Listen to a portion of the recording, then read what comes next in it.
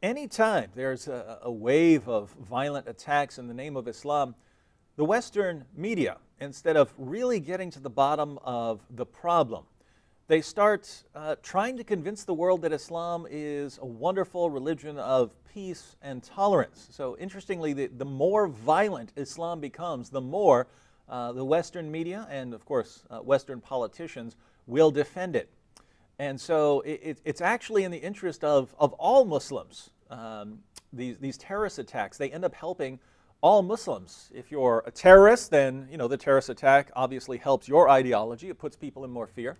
But if you're a peaceful Muslim who doesn't even like jihad and violence, it helps you as well, because now you have the media proclaiming your peaceful, tolerant religion and giving you a platform to tell people how wonderful Islam is. And we're going to look at an example of that, and we're going to see why it's such a problem. CNN recently posted an article by a young woman named Theresa Corbin, who calls herself a Muslim feminist. Now, if you're like me, you're wondering how that's even possible given what Islam teaches about women. How can anyone say, I am a Muslim and a feminist? These are completely contradictory ideologies. But Theresa Corbin doesn't think so, and CNN put her article on the front page of its website. So according to CNN, they're a Muslim feminists, and CNN was all too happy to share Corbin's reasons for converting to Islam. And the article amounted to just, hey, here's why you should believe in Islam. But let's go through this. Let's go through some of Corbin's articles so we can see why this is very disturbing. You have a major news network at a time in history when, people are having their heads chopped off, women are being horribly oppressed, Yazidi women are being raped regularly in accordance with the Quran, and all CNN can think to do about it is to promote Islam even more, and to do so through outright nonsense and deception. Let's look. The article begins with Corbin saying, I am a Muslim, but I wasn't always. I converted to Islam in November 2001, 2 months after 9/11. There were actually lots of converts to Islam after 9/11 for many different reasons. One was after 9/11, there was so much bombardment on the media and from politicians trying to convince everyone that Islam is a wonderful religion of peace and tolerance. Lots of people bought into that. And of course, if you want attention, if you wanted to be different, then that was a great time to convert to Islam. And Corbin is one of these people who converted to Islam after the terrorist attack. She writes, I was 21 and living in Baton Rouge, Louisiana.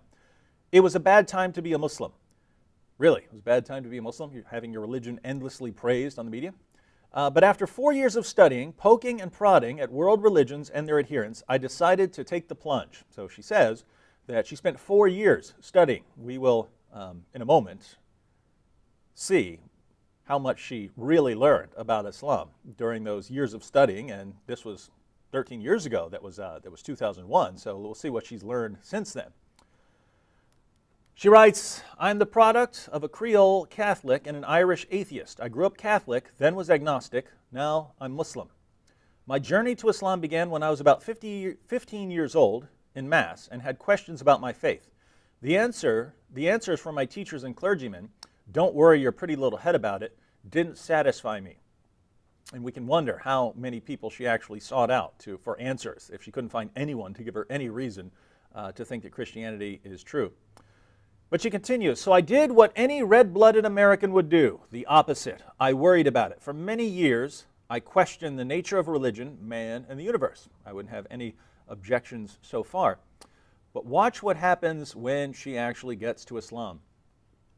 She writes, after questioning everything I was taught to be true and digging through rhetoric, history, and dogma, I found out about this strange thing called Islam.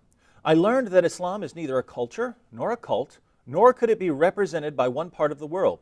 I came to realize Islam is a world religion that teaches tolerance, justice, and honor, and promotes patience, modesty, and balance. And here's where you know that someone didn't learn about Islam by reading the Muslim sources. you can see throughout Corbin's writings that she has no clue what's in the Muslim sources. She has no idea. And so this is very interesting. Where was she learning about Islam during her studying? She was either learning about it through some Muslim friends or acquaintances and didn't bother to question anything they were telling her, or she got some some of the standard Western apologist works and got Islam through them. But she certainly didn't get Islam through reading the Muslim sources. How do we know? Well, she says that Islam is a religion that promotes tolerance.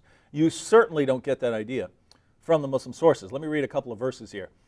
Chapter 5, verse 51 of the Quran. O you who believe, do not take the Jews and the Christians for friends. They are friends of each other. And whoever amongst you takes them for a friend, then surely he is one of them. Surely Allah does not guide the unjust people. So according to the Quran, you are not allowed to have Christian and Jewish friends if you are a Muslim. There's an exception in chapter 3, verse 28 of the Quran, if it's to deceive them into thinking that you're friendly because they outnumber you. In other words, if you're a Muslim in an area that's dominated by Christians or Jews who are more powerful than you and outnumber you, then you're allowed to pretend to be peaceful and tolerant, even though you just want to subjugate them. So that's what Islam teaches. That doesn't sound tolerant to me. Chapter 9, verse 29. Fight those who do not believe in Allah nor the last day. Fight those who believe not in Allah nor the last day. Notice that doesn't say fight those who are attacking you. It doesn't say fight people in self-defense. Fight those who do not believe. This is a command to fight people based on what they believe. If Islam commands its adherents to fight people based on their beliefs, what do you mean by tolerance? I would like to know what you mean by the word tolerance. If I walk outside and I say, hey, what do you believe? Oh, you believe that? Now I have to fight you. Now I have to subjugate you. Now I have to make you pay me money, which is what the rest of the verse commands. Christians have to pay Muslims tribute money in order to acknowledge their inferiority. But how is that tolerant? On what planet is that tolerant? That's what you find when you actually read the Quran.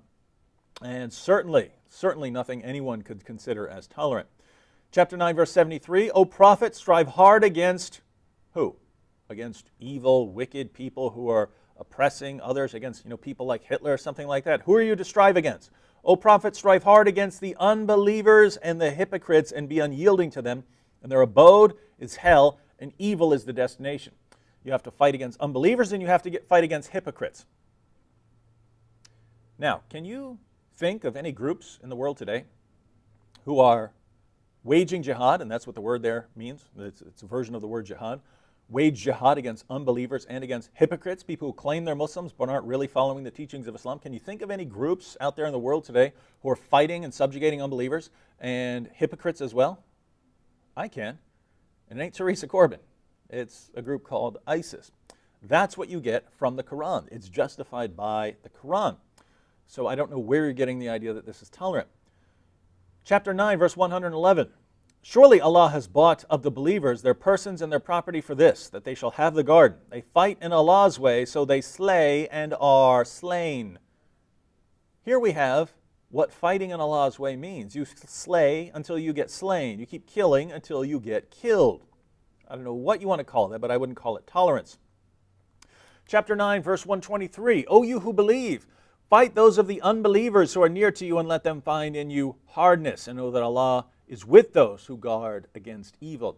Here you have a command to fight unbelievers who are near to you. Again, it's unbelievers. You're fighting people based on their beliefs. Chapter 48, verse 29.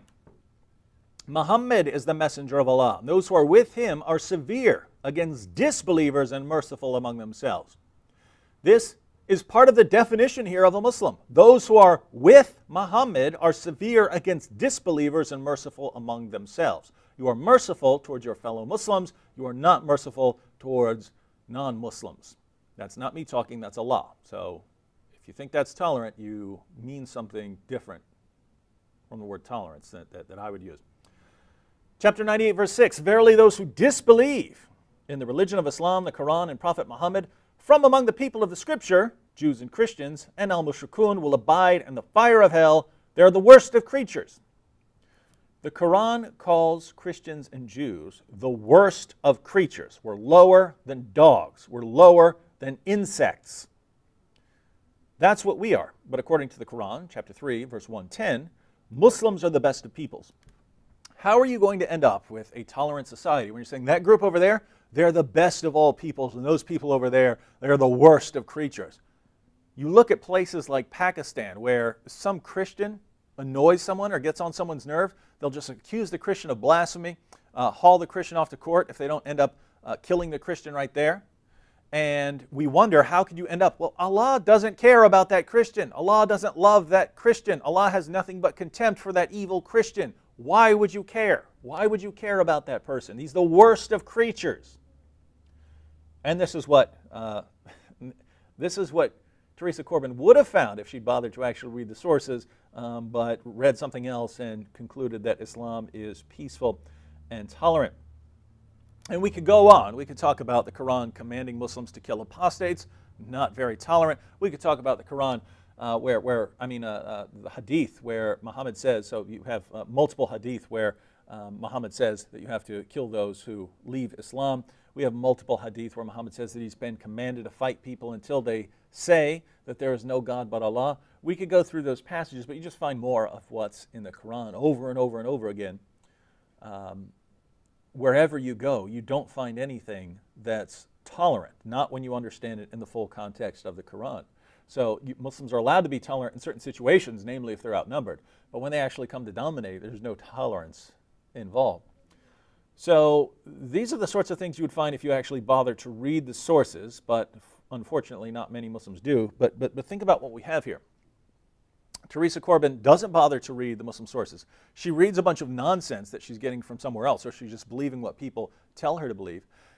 And then, once she's spouting total, complete nonsense about Islam, things that are factually false, if you just open up the Quran and read, you open up the Hadith and read, you find out that what she's saying is false.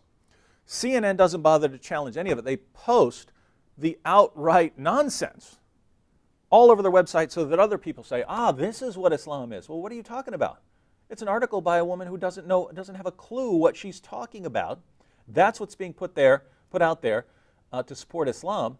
And then more people convert based on this nonsense, and it just keeps snowballing. It's very, very interesting, wild stuff. She continues, as I studied the faith, I was surprised. Many of the tenets resonated with me. I was pleased to find that Islam teaches its adherents to honor all prophets, from Moses to Jesus to Muhammad, all of whom taught mankind to worship one God and to conduct ourselves with a higher purpose. So Islam honors all prophets, and we should ask ourselves, how does Islam honor all prophets? By just saying they're all Muslims, right? Is that really honoring? In other words, let me switch it a little. Suppose I come up to you and I say, I honor Muhammad. I say he was a devout Christian who carried his Bible around and believed that Jesus is the divine Son of God who died on the cross for sins and rose from the dead. So see, I honor him. Would any Muslim think that I'm honoring Muhammad by saying he taught something that he never taught? Would any Muslim think that I'm honoring Muhammad by doing that? No, you'd say you're horribly disrespecting Muhammad by saying things about him that are not true. And yet that's exactly what Islam does. Islam just goes, any person anyone likes in all of history, says, that person was a Muslim too, and pretends that it's respecting these people. Guess what Jesus said? John chapter 5, verses 22 to 23. Jesus says, moreover, the Father judges no one, but has entrusted all judgment to the Son, that all may honor the Son just as they honor the Father. Whoever does not honor the Son does not honor the Father who sent him. Jesus says you have to honor him the same way you honor the Father. How do you honor the Father? All kinds of ways, but things like worship are part of the way you honor the Father. Jesus says you have to honor him in the same way. And he says that if you don't honor him that way, you are not honoring the Father. So according to Jesus, should you be treating him like some prophet? According to Jesus, are you honoring him by calling him a prophet? No. And so how are you honoring Jesus by completely contradicting his message? We can only wonder. Corbin continues, I was drawn to Islam's appeal to intellect. Catch that? Islam's appeal to intellect. This just got very interesting. I was drawn to Islam's appeal to intellect and heartened by the Prophet Muhammad's quote, the acquisition of knowledge is compulsory for every Muslim, whether male or female. Note that quotation. The acquisition of knowledge is compulsory for every Muslim, whether male or female. This is a classic example of taking something Muhammad said, even though he may not have said it. It's not the strongest hadith. But we'll just grant what is, according to most Muslim scholars, a weak hadith. Let's say this actually goes back to Muhammad. Taking something that Muhammad said and then giving it a Western interpretation, giving it an interpretation that actually has nothing to do with Islam, and then saying, you see, Muhammad affirms something we like. What do we like? We like the acquisition of knowledge. We believe in learning about the world and science and so on. Muhammad says acquire knowledge. So that fits in with what we believe. He's telling us, hey, everyone needs to go out and seek knowledge. Go learn about the world. Learn about all these things. Isn't that great? You see, that's what Islam does. Islam encourages you to do science and math and all these things. You see that? What a wonderful religion.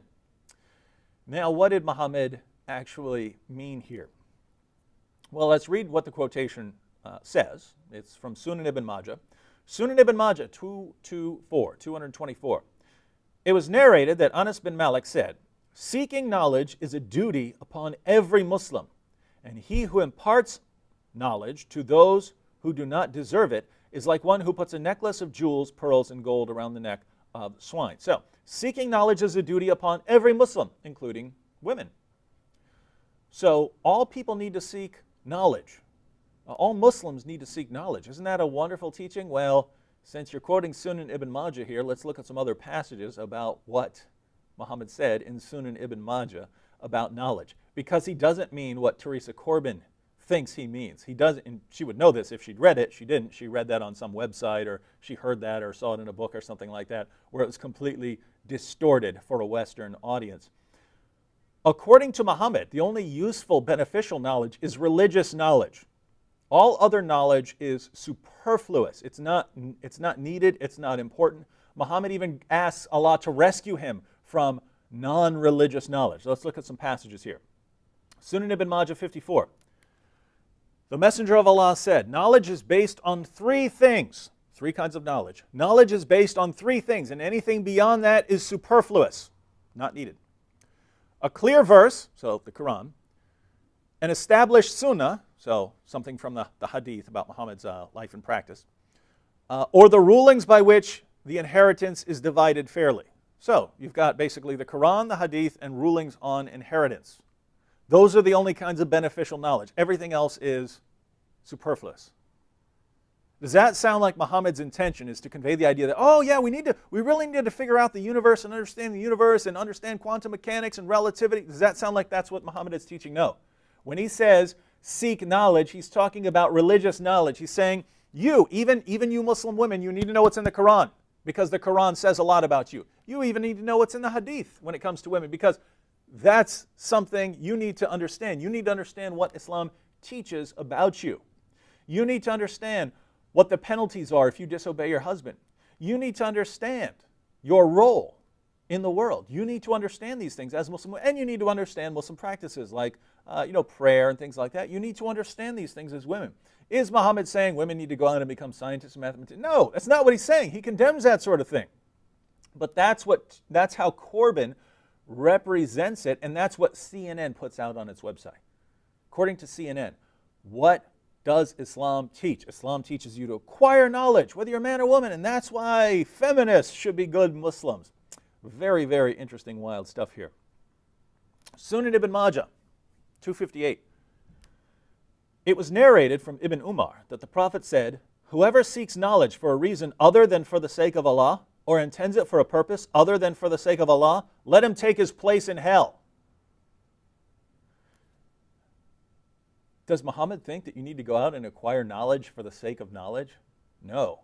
That's a ticket to hell. The only relevant knowledge is knowledge for Allah, religious knowledge. So the sort of knowledge that Corbin is saying that Islam promotes, and that Islam teaches us to go out and seek, knowledge of the world, knowledge of science, things like that, that's the sort of knowledge Muhammad says, if that's what you're seeking, you're going to hell.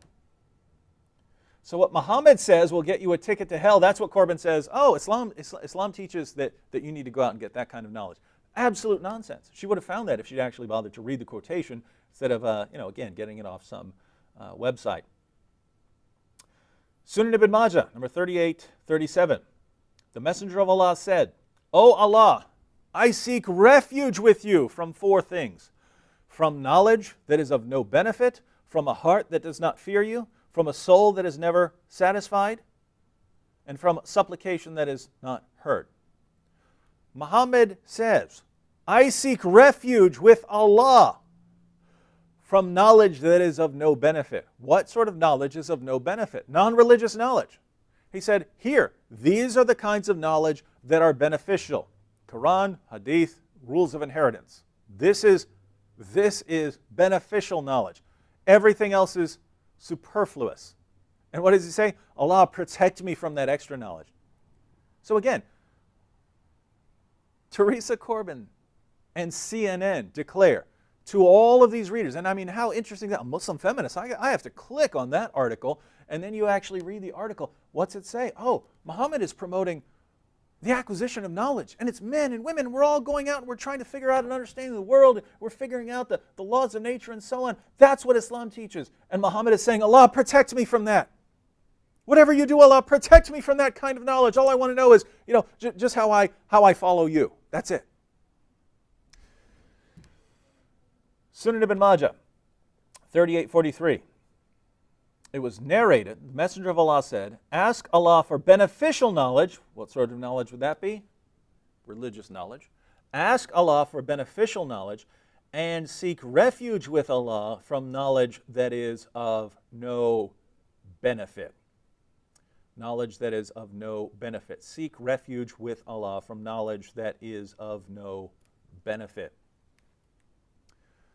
So it's not just Muhammad who is saying, hey, he doesn't want knowledge that isn't directly religious in nature.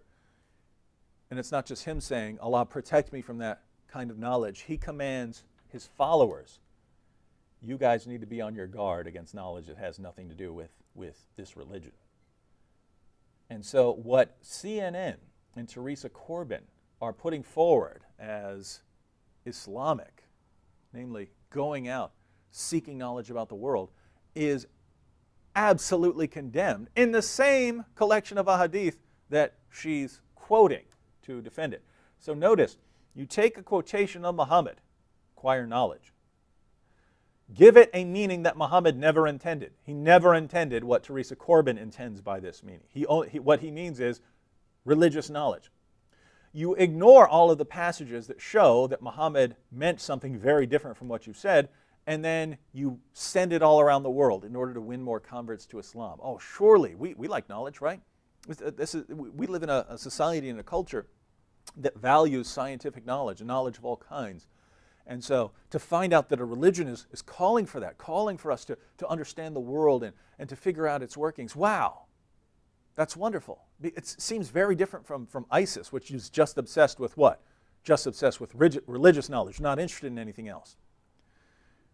And then you find out, well, which side is actually agreeing with Muhammad. It's not the people who say that this means that we need to seek knowledge in the sense in which we're thinking it means.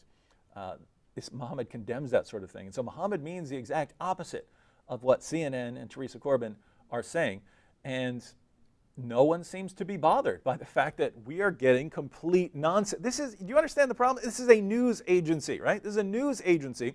We expect some level of accuracy, and they're telling us things that are exactly the opposite of what's true, so that people have an opinion of Muhammad's teachings that is much better than what it should be, right? So it makes us see Islam in a much more favorable light, but it's based on lies. It's based on outright deception, right? We're supposed to think that Islam is better than it actually is.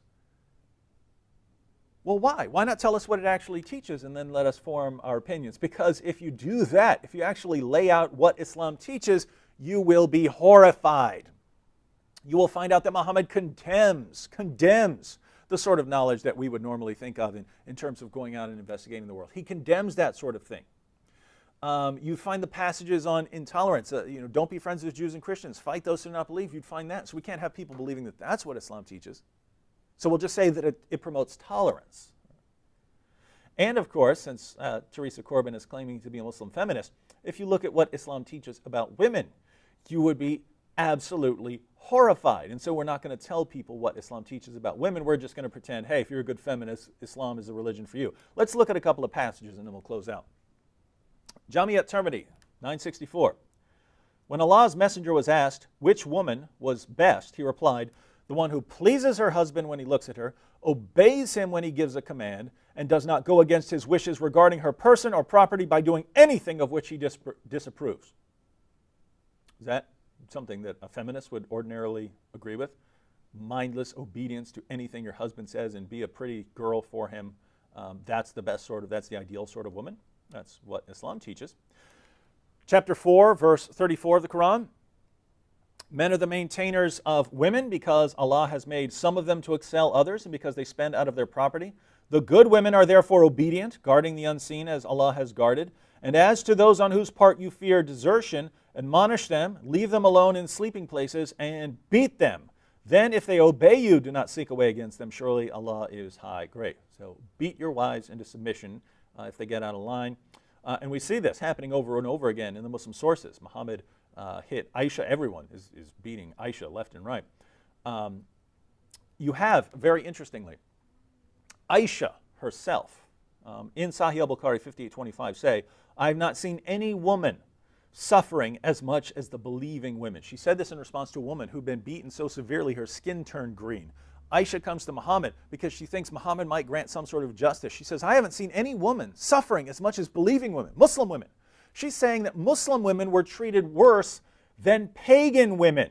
This is Aisha, who's given the title the mother of the faithful, Muhammad's favorite wife.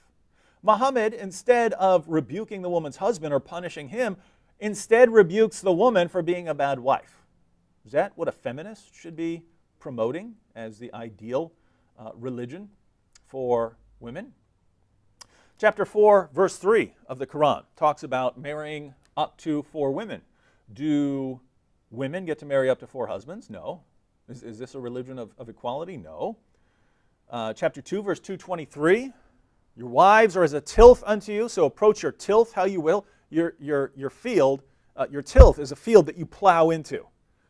Plow into your wives however you want. They're yours. They're your fields. This is some very interesting stuff. Sahih Muslim 3366. Allah's messenger said, by him in whose hand is my life, when a man calls his wife to bed and she does not respond, the one who is in heaven is displeased with her until her husband is pleased with her. So we could just go on with this, and you know, we have programs where we go through what Islam teaches about women. The point is, if you read what CNN promotes as Islam, it's almost exactly the opposite of what you get about Islam from the Muslim sources. And so we are in an atmosphere and an environment where the most popular news networks and news channels are just giving us flat out nonsense, telling us it's Islam. Meanwhile, Orthodox Islam is subjugating women, subjugating unbelievers, condemning anything except religious knowledge, doing exactly what Islam commands, while the Western media and westernized Muslims who don't seem to understand Islam at all tell us what Islam is supposed to teach but doesn't actually teach. And they tell us that so that we don't actually get to criticize what Islam actually says. In other words, the people who are actually carrying out what Islam says, it's horrifying, but we're kept from actually addressing the problem by Western apologists and the media telling us things about Islam that just aren't true.